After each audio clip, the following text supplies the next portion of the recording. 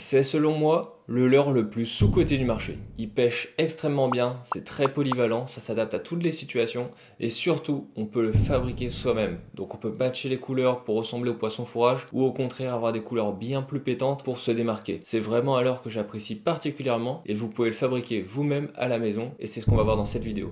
Alors pour comprendre le bucktail, c'est un leurre typiquement américain qui sort des États-Unis et c'est un leurre qui a vraiment beaucoup de spécificités. Ça a l'air extrêmement simple comme ça, mais c'est vraiment un leurre technique et on va le voir notamment au niveau du matériel. Alors, première chose à voir, c'est qu'il y a besoin d'une tête plombée. Donc des têtes plombées, moi par exemple j'en ai plusieurs dans cette boîte et il y aura des têtes plombées avec des hameçons vraiment renforcés, comme ça, pour des pêches vraiment fortes. Typiquement en Guadeloupe, c'est vraiment ce que j'utilisais. Parce qu'on a vraiment des poissons vraiment puissants, donc c'est ce qu'il faut. Comme je vais avoir des têtes plombées vraiment beaucoup plus petites pour m'adapter à des poissons moins conséquents. Et suivant les environnements, on peut même avoir des têtes plombées comme ça, pointues, pour descendre beaucoup plus vite dans la couche d'eau. Donc vraiment, on peut s'adapter à toutes les situations. Il y a même des têtes plombées totalement plates comme ça pour avoir un effet un peu plus planant. Donc ça, c'est vraiment au choix. Ça, c'est un premier point. On peut avoir de la couleur, on peut laisser couleur plomb. Ça, c'est vraiment comme on le souhaite. Donc la première chose à prendre en compte, c'est la tête plombée. Après, on aura une ligature, donc très importante parce qu'elle va permettre de maintenir les poils. Et là, du coup, les poils, ça paraît tout simple, mais c'est bien plus complexe qu'on ne le pense. Ça vient de buck, et buck, ça veut dire cerf en anglais. Et du coup, c'est du poil animal. Donc ça, c'est vraiment spécifique. Et en fin de compte, c'est ça qui va apporter tout le côté planant du leurre. Parce que les poils, ils sont creux. Donc en fin de compte, il y a de l'air emprisonné dans la cavité, dans le poil, et du coup ils sont creux, donc ça va être beaucoup plus planant à la descente, et c'est ça qui va apporter toute cette vibration un peu particulière que les poissons connaissent très peu, contrairement au leurre souple. Ça va apporter du volume, donc c'est vraiment intéressant. En plus de ça, on rajoute souvent du synthétique avec du brillant pour ajouter un petit peu d'attractivité, et là on a un leurre qui est terminé et qui est vraiment de super qualité. Donc je vais vous parler du matériel, et puis après on va faire un leurre ensemble. Pour le matériel, c'est assez simple, il y a quand même un petit investissement, parce qu'il faut vraiment du matériel adapté, mais c'est assez simple. La première chose que j'ai acheté, c'est un étau. Donc ça ressemble, c'est comme pour les mouches, un étau à mouche. Et voilà, là on a un étau. Donc ça m'a coûté une cinquantaine d'euros.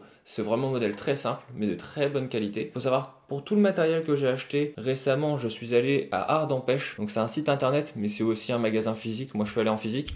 Et j'ai eu des très bons conseils et du très bon matériel, j'en suis vraiment content. Ensuite, une paire de ciseaux comme pour la mouche, pareil, de bonne qualité, c'est très important pour que ça coupe bien. Donc une paire de ciseaux. Il va nous falloir des bobines comme ça. Alors toutes les références, je vais vous les mettre en description. Ce sera beaucoup plus simple, des petites bobines qui vont nous permettre de faire la ligature. C'est important de prendre aussi de la bonne qualité. De toute façon, je vais vous mettre la référence en description parce que celles-là sont très bien et ça permet de vraiment faire un bon serrage, d'être sûr que les poils ne partent pas. Ensuite, porte-bobine, ça c'est indispensable. Donc très important pour maintenir la ligature et pouvoir l'appliquer facilement. Autre point, résine UV. Donc ça c'est extrêmement important, ça va permettre vraiment de figer la ligature, donc encore une fois pour gagner en résistance. Donc ça c'est important et forcément il nous faudra une lampe UV. Il y a différentes qualités et plus elle est chère, plus elle va figer vite la résine. Si vous voulez en faire en quantité, partez sur une lampe UV vraiment de bonne qualité. Celle-là, moi, c'est un premier prix à 10 euros qui fait le travail pour l'instant. Mais je passerai certainement sur une lampe beaucoup plus chère, dans les 100-120 euros pour pouvoir vraiment travailler plus vite. Donc voilà, et ma petite résine, comme je vous ai dit. Donc là, bien sûr, on n'a pas tout. On a parlé de la globalité, mais il va manquer le plus important, les poils. Donc les poils, ça peut être un peu particulier, mais en fin de compte ce sont des queues de cerf, donc c'est vraiment littéralement des queues de cerf, et il y a une partie ici qui a été teintée. Donc là, en l'occurrence en blanc, là en orange, j'ai du rouge par exemple ici, j'ai aussi du vert comme ça. À savoir que la marque que j'utilise et qui est très renommée, c'est cette marque-là. Donc Véniard. Je vous mettrai de toute façon le nom en description. Ce qu'il faut savoir sur les queues de cerf, c'est qu'on a cette partie-là en bas, c'est des poils assez rigides. Donc généralement, on va se servir plutôt du haut. Toute cette partie-là, jusqu'en haut, on aura des poils beaucoup plus fins. Donc la meilleure partie, c'est la partie ici, à peu près au milieu. C'est là où vraiment on a les poils qui ont le maximum de volume. C'est assez intéressant de travailler avec ça. Je vais vous montrer comment ça fonctionne. On va passer directement à la pratique. Donc c'est parti. Donc on est parti les frérots, on commence, donc là je vais vous faire un petit bucktail en direct pour que vous puissiez faire un peu pareil. Donc j'ai pris une tête plombée, tête de poisson, je trouve quand même que c'est plus sympa, ou en tout cas, enfin surtout une tête colorée, après il y a les yeux et tout, bon voilà, mais j'aime bien quand c'est coloré quand même, je trouve que ça rapporte un petit plus. On va faire un bucktail couleur blanc, majorité blanche en bas, même sur le côté je vais essayer de mettre du blanc, et puis le dessus verdâtre, couleur un peu olive pour faire un leurre vraiment naturel, même si la tête plombée est totalement fluo. Ça peut être sympa. Donc on commence direct. Je prends mon fil à ligaturer et je vais déjà faire une ligature. Donc pour ça, je tourne, tac, je passe autour, voilà. Donc là, je vais faire ma ligature. J'en mets pas mal. Ça va permettre de venir fixer les poils. Donc, tac, je vais couper l'excédent. Tac. Donc ça va permettre de venir fixer les poils, en tout cas qu'ils puissent bien être accrochés sur la tête plombée. Donc là, c'est vraiment important d'avoir le porte-bobine qui va nous permettre vraiment d'avoir pouvoir mettre une certaine pression. Et c'est quand même vachement important. Donc, tac. Voilà. Donc, on obtient ça. Et maintenant, on va pouvoir tout simplement et directement venir mettre les poils. Donc là, je vais sélectionner sur la queue de cerf une partie qui m'intéresse. Tac. Donc voilà, donc là j'obtiens ça. Je vais venir les pincer, enlever un petit peu les 2-3 poils qui traînent, qui sont pas bien fixés. Je vais bien mettre un petit coup comme ça pour enlever un peu les petits poils. Hop, voilà. Donc voilà ce qu'on obtient. Parfait. Je vais pouvoir en rajouter par la suite si je veux. Je vais mettre un petit coup de ciseau pour faire un rendu plus propre. Tac. Parfait. Donc là, je vais venir les placer. Donc là, mon étau, tac, je peux tourner pour être à l'aise. Hop, ça c'est pratique. Je desserre ici et voilà. Je vais pouvoir venir placer. Alors, soit on met ici, par exemple, mais il va falloir, quand on va venir serrer, il va falloir couper un peu. Sinon, moi j'aime bien mettre un petit peu en arrière comme ça. Depuis peu, je fais ça. Et ça permet d'avoir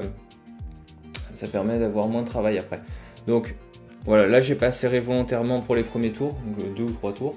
Et après on va pouvoir venir les placer, donc avec son pouce par exemple, tac, on vient mettre une légère pression et on vérifie que ce soit bien placé de manière harmonieuse et que ça nous convient, qu'on a le résultat qu'on souhaite. Donc là, tac, moi j'aime bien qu'il y en ait pas mal quand même. Voilà, donc il y a quelques poils qui risquent de s'en aller un petit peu, mais c'est pas trop gênant. Tac. Et moi je viens recouvrir comme ça.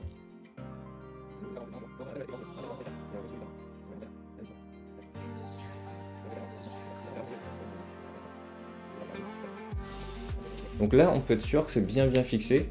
Alors d'un côté, voilà, je l'ai mis un petit peu plus, donc je vais pas hésiter à en rajouter un peu de ce côté là pour avoir quelque chose de vraiment sensiblement identique de chaque côté. Donc je vais en rajouter un petit peu de ce côté là. Tac. Je répète un peu l'opération. Là j'ai vraiment pas besoin d'en mettre beaucoup.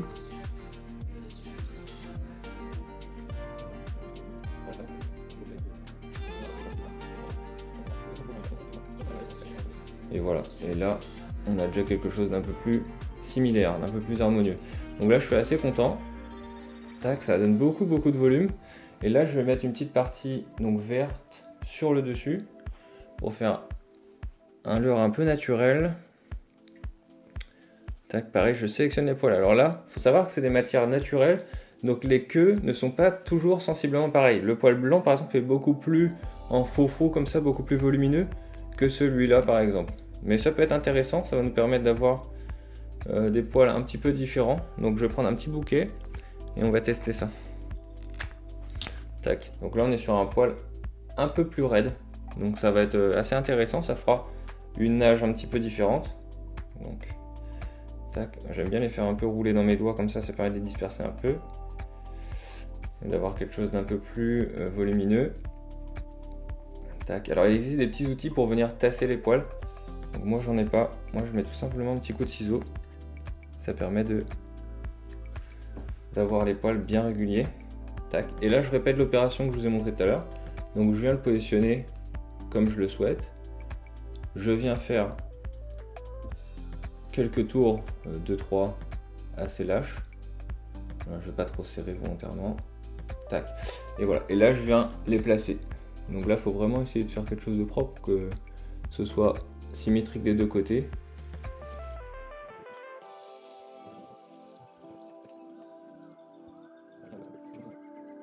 Là, faut pas hésiter à vraiment mettre de la pression parce que le but, c'est vraiment que les poils soient bien figés et qu'ils ne partent pas. Souvent sur les bucktails qu'on peut retrouver dans les magasins, donc fait de manière un peu à la grande échelle, les poils sont pas toujours bien fixés et ils se dispersent vachement dans l'eau et on en perd énormément dès les premières sessions.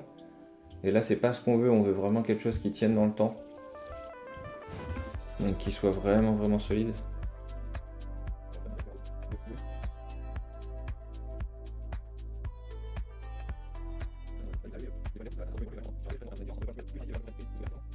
Donc on s'arrête pas là, on va rajouter un petit peu de poils brillants comme ça. Donc ça c'est synthétique, hein, c'est plastique. Et ça va nous permettre d'avoir un petit rappel lumineux. Ça va faire des petits flashs. Et c'est assez solide, c'est de référence. Donc sur les dents des poissons et tout, ça tient plutôt bien. Tac, je fais 2-3 tours. Histoire de... Je replie, je refais 2-3 tours. Tac. Et je vais pouvoir venir couper. Tac. Je me resserre de l'excédent pour refaire encore.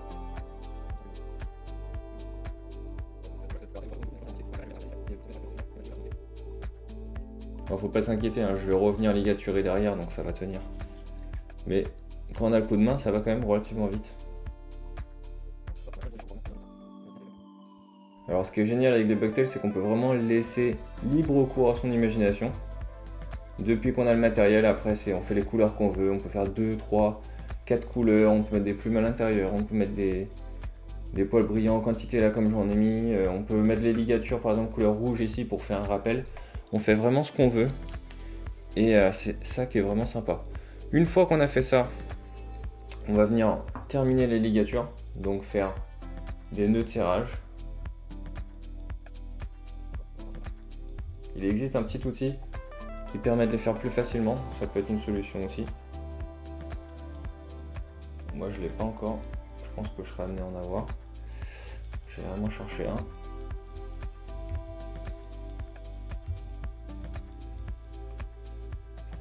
Tac, donc voilà, ça c'est serré, hop, nickel. Donc une fois qu'on a fait ça, c'est pas terminé. Là on va remettre un petit coup de vernis pour faire un rendu propre de résine, pas de vernis, de résine, même si ça pourrait être du vernis aussi. Mais résine c'est mieux. La résine UV sera mieux que le vernis parce que du coup elle va pouvoir résister un petit peu à avoir de la flexibilité, donc aux dents des poissons, etc. Alors moi j'ai ma petite méthode, j'en positionne comme ça sur la ligature. Tac, j'en mets pas mal. Voilà. Et après je prends mon petit pinceau, j'appuie dessus et je viens appliquer la résine en tournant l'étau. Donc ça c'est ma méthode. Après je dis pas que c'est forcément la meilleure. Je pense que la résine que j'utilise là elle est un peu dure, je la trouve vraiment raide. Donc je vous mettrai une référence un peu plus liquide.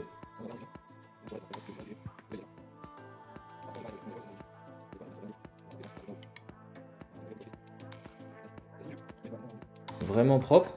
Et maintenant pour figer tout ça, on va utiliser la petite lampe UV. Donc tac, j'appuie, je positionne et je vais faire tourner tout doucement. Ça va permettre de figer la résine. Et elle va vraiment devenir dure littéralement quoi.